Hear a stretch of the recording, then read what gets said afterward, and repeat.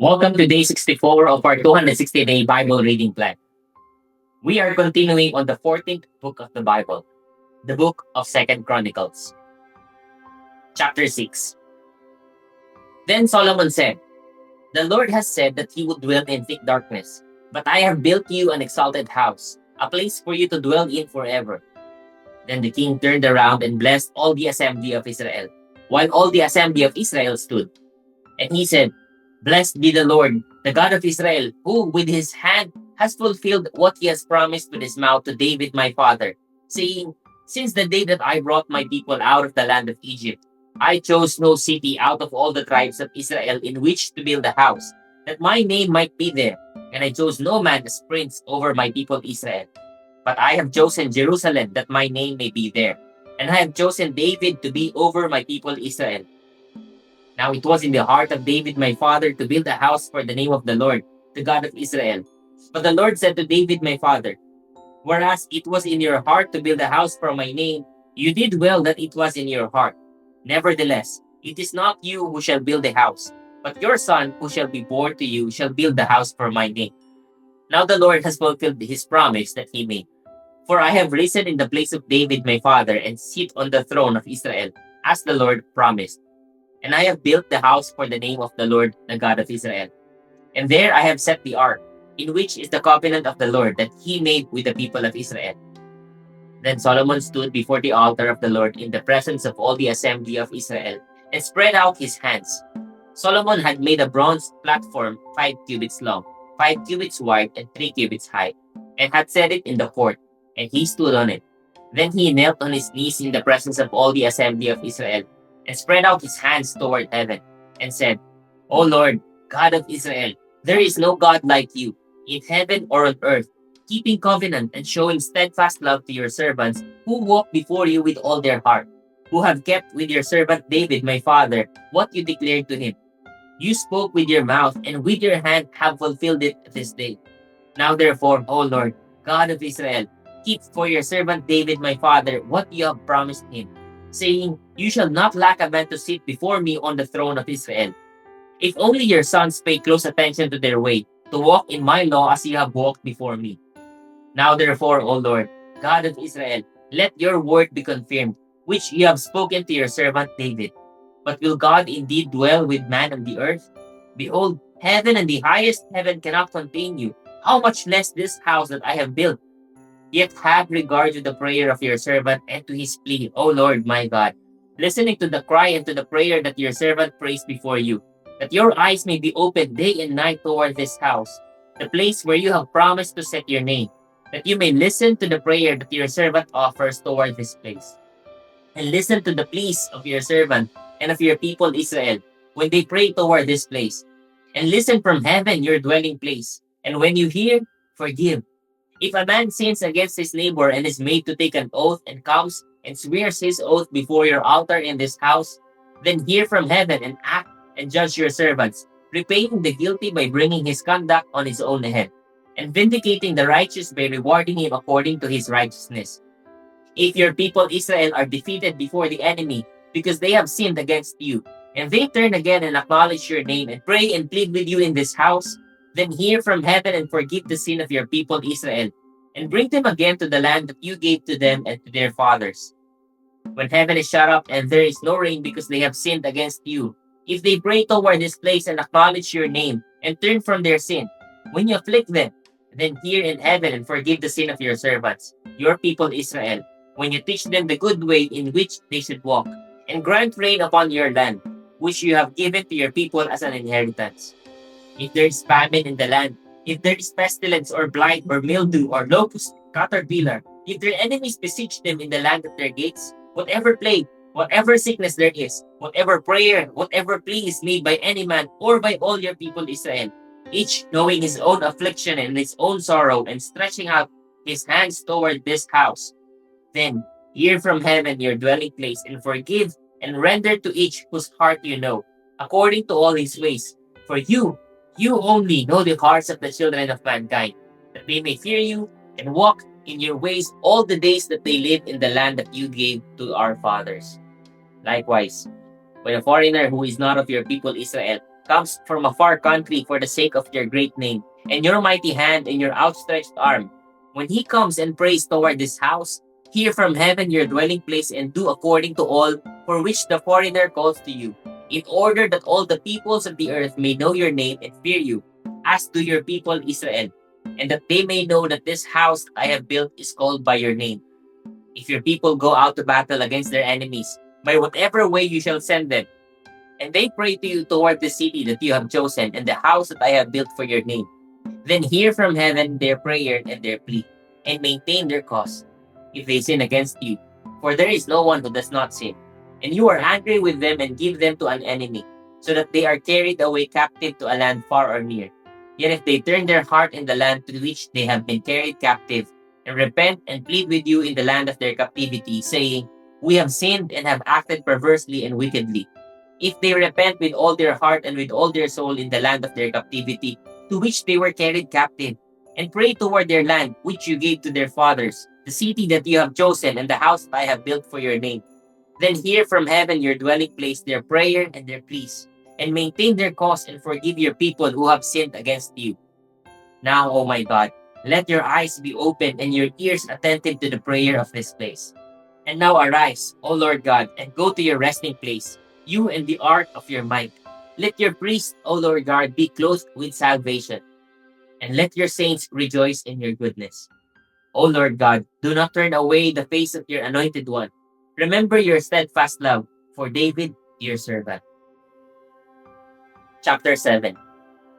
As soon as Solomon finished his prayer, fire came down from heaven and consumed the burnt offering and the sacrifices, and the glory of the Lord filled the temple.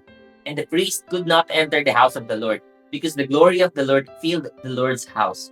When all the people of Israel saw the fire come down and the glory of the Lord on the temple, they bowed down with their faces to the ground on the pavement and worshipped and gave thanks to the Lord, saying, For he is good, for his steadfast love endures forever.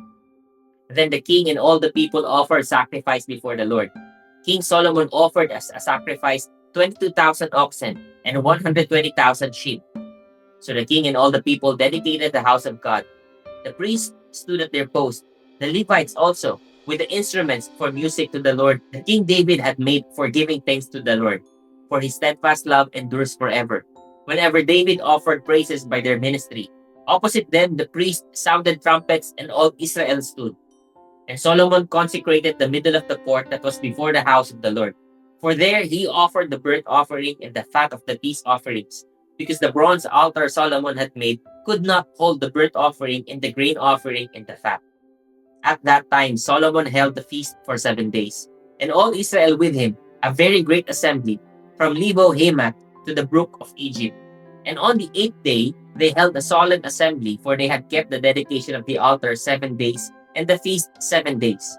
On the 23rd day of the 7th month, he sent the people away to their homes, joyful and glad of heart for the prosperity that the Lord had granted to David, and to Solomon, and to Israel, his people. Thus Solomon finished the house of the Lord and the king's house. All that Solomon had planned to do in the house of the Lord and in his house, he successfully accomplished. Then the Lord appeared to Solomon in the night and said to him, I have heard your prayer and have chosen this place for myself as a house of sacrifice. When I shut up the heavens so that there is no rain, or command the locusts to devour the land, or send pestilence among my people, if my people who are called by my name humble themselves and pray and seek my face and turn from their wicked ways, then I will hear from heaven and will forgive their sin and heal their land. Now my eyes will be open and my ears attentive to the prayer that is made in this place. For now I have chosen and consecrated this house that my name may be there forever. My eyes and my heart will be there for all time. And as for you, if you will walk before me as David your father walked, doing according to all that I have commanded you, and keeping my statutes and my rules, then I will establish your royal throne, as I covenanted with David your father, saying, You shall not lack a man to rule Israel.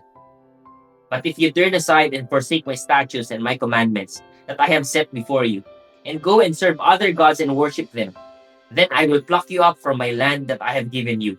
And this house that I have consecrated for my name, I will cast out of my sight. And I will make it a proverb and a byword among all peoples.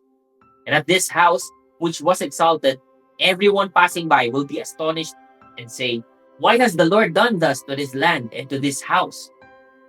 Then they will say, "Because they abandoned the Lord, the God of their fathers, who brought them out of the land of Egypt, and laid hold on other gods and worshipped them and served them.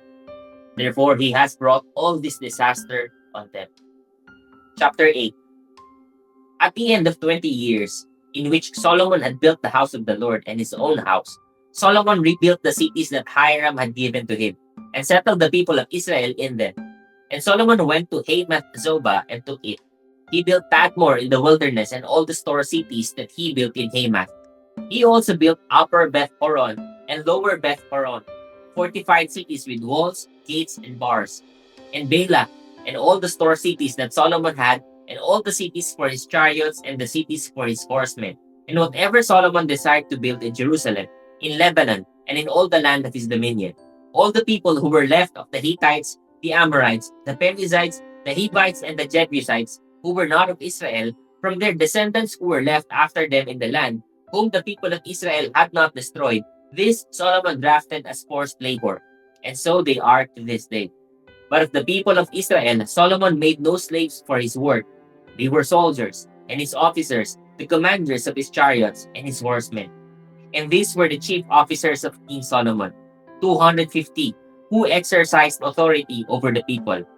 Solomon brought Pharaoh's daughter up from the city of David to the house that he had built for her. For he said, "My wife shall not live in the house of David, king of Israel, for the places to which the ark of the Lord has come are holy." Then Solomon offered up burnt offerings to the Lord on the altar of the Lord that he had built before the vestibule, as the duty of each day required, offering according to the commandment of Moses for the Sabbaths, the new moons, and the 3 annual feasts, the feast of unleavened bread, the feast of weeks, and the feast of booths. According to the ruling of David his father, he appointed the divisions of the priests for their service, and the Levites for their offices of praise and ministry before the priest, as the duty of each day required, and the gatekeepers in their divisions at each gate. For so David the man of God had commanded. And they did not turn aside from what the king had commanded the priests and Levites concerning any matter and concerning the treasuries. Thus was accomplished all the work of Solomon from the day the foundation of the house of the Lord was laid until it was finished.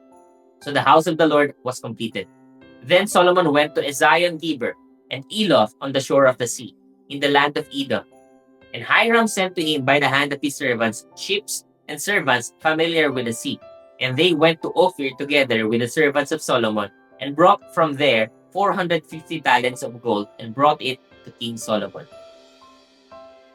Chapter 9. Now when the queen of Sheba heard of the fame of Solomon, she came to Jerusalem to test him with hard questions, having a very great retinue and camels, bearing spices, and very much gold and precious stones. And when she came to Solomon, she told him all that was on her mind. And Solomon answered all her questions. There was nothing hidden from Solomon that he could not explain to her. And when the queen of Sheba had seen the wisdom of Solomon, the house that he had built, the food of his table, the seating of his officials, and the attendance of his servants, and their clothing, his cupbearers, and their clothing, and his burnt offerings that he offered at the house of the Lord, there was no more breath in her. And she said to the king, "The report was true that I heard in my own land of your words and of your wisdom. But I did not believe the reports until I came and my own eyes had seen it. And behold, half the greatness of your wisdom was not told me. You surpassed the report that I heard. Happy are your wives. Happy are these your servants who continually stand before you and hear your wisdom. Blessed be the Lord your God, who has delighted in you and set you on his throne as king for the Lord your God. Because your God loved Israel and would establish them forever, he has made you king over them, that you may execute justice and righteousness." Then she gave the king 120 talents of gold, and a very great quantity of spices and precious stones. There were no spices such as those that the queen of Sheba gave to King Solomon. Moreover, the servants of Hiram and the servants of Solomon, who brought gold from Ophir, brought algum wood and precious stones. And the king made from the algum wood supports for the house of the Lord and for the king's house, lyres also and harps for the singers. There never was seen the like of them before in the land of Judah. And King Solomon gave to the queen of Sheba all that she desired, whatever she asked besides what she had brought to the king. So she turned and went back to her own land with her servants.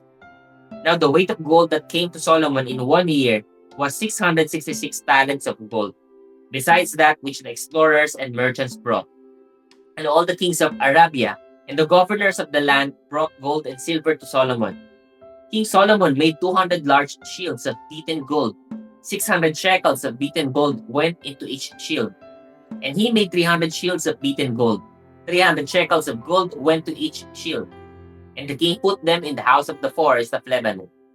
The king also made a great ivory throne and overlaid it with pure gold.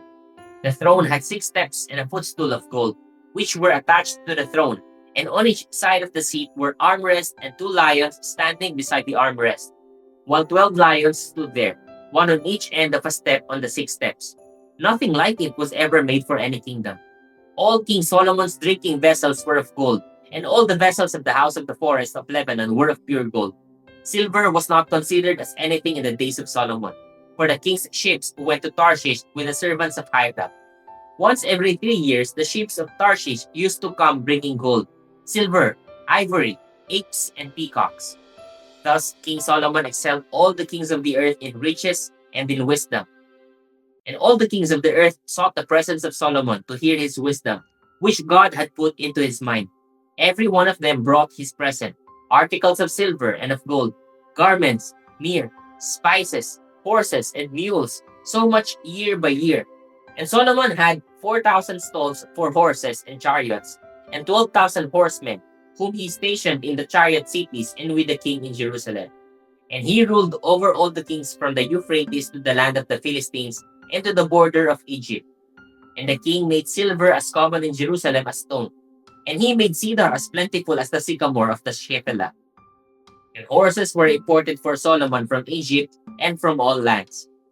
Now the rest of the acts of Solomon, from first to last, are they not written in the history of Nathan the prophet, and in the prophecy of Ahijah the Shilonite, and in the visions of Iddo the seer concerning Jeroboam the son of Nebat? Solomon reigned in Jerusalem over all Israel 40 years. And Solomon slept with his fathers, and was buried in the city of David his father, and Rehoboam his son reigned in his place. Chapter 10. Rehoboam went to Shechem, for all Israel had come to Shechem to make him king. And as soon as Jeroboam the son of Nebat heard of it, for he was in Egypt, where he had fled from King Solomon, then Jeroboam returned from Egypt. And they sent and called him. And Jeroboam and all Israel came and said to Rehoboam, "Your father made our yoke heavy. Now therefore lighten the hard service of your father and his heavy yoke on us, and we will serve you." He said to them, "Come to me again in 3 days." So the people went away. Then King Rehoboam took counsel with the old men who had stood before Solomon his father while he was yet alive, saying, "How do you advise me to answer this people?" And they said to him, "If you will be good to this people and please them and speak good words to them, then they will be your servants forever." But he abandoned the counsel that the old men gave him, and took counsel with the young men who had grown up with him and stood before him. And he said to them, "What do you advise that we answer these people who have said to me, 'Lighten the yoke that your father put on us'?" And the young men who had grown up with him said to him, "Thus shall you speak to the people who said to you, 'Your father made our yoke heavy, but you lighten it for us.' Thus shall you say to them, 'My little finger is thicker than my father's thighs. And now, whereas my father laid on you a heavy yoke, I will add to your yoke. My father disciplined you with whips, but I will discipline you with scorpions." So Jeroboam and all the people came to Rehoboam the 3rd day, as the king said, "Come to me again the 3rd day." And the king answered them harshly, and forsaking the counsel of the old men, King Rehoboam spoke to them according to the counsel of the young men, saying, "My father made your yoke heavy, but I will add to it. My father disciplined you with whips, but I will discipline you with scorpions." So the king did not listen to the people, for it was a turn of affairs brought about by God that the Lord might fulfill his word, which he spoke to Ahijah the Shilonite, to Jeroboam the son of Nebat. And when all Israel saw that the king did not listen to them, the people answered the king, "What portion have we in David? We have no inheritance in the son of Jesse. Each of you to your tents, O Israel. Look now to your own house, David. So all Israel went to their tents. But Rehoboam reigned over the people of Israel who lived in the cities of Judah. Then King Rehoboam sent Hadoram, who was taskmaster over the forced labor, and the people of Israel stoned him to death with stones. And King Rehoboam quickly mounted his chariot to flee to Jerusalem. So Israel has been in rebellion against the house of David to this day. Praise God for the reading of His word.